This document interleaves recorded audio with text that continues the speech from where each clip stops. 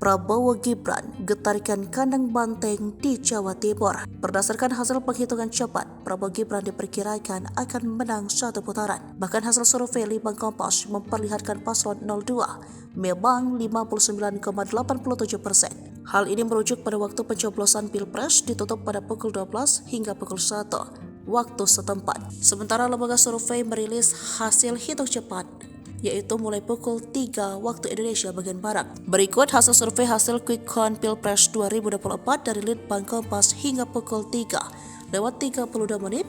Kubu 02 Prabowo Subianto dan Gibran Rakabuming Raka unggul dengan raihan suara 59,87%. Sementara di posisi berikutnya Anies Baswedan dan Muhaimin Iskandar membuntuti dengan perolehan suara 22,80%. Dan terakhir ada pasangan Ganjar Pranowo serta Mahfud MD dengan suara sebanyak 17,33%.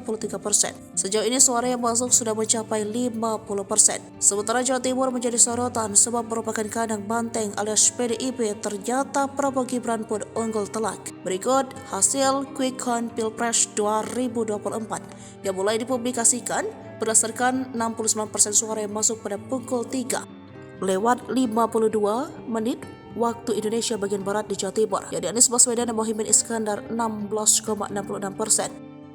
Capres atau Capres nomor urut 2 Prabowo Subianto dan Gibran Rakabuming Raka 65,92%. Lalu Capres atau Capres nomor urut 3 Ganjar Pranowo dan Mahfud MD 17,42%.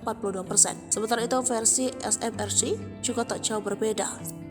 Saiful Mujadi menyatakan pasangan Prabowo Gibran menang di kandang banteng dengan perolehan 65,73%. Disusul Ganjar Mahfud 17,68% dan Anies Muhaimin 16,59%. Diketahui dua lembaga survei ini terdaftar secara resmi di KPU.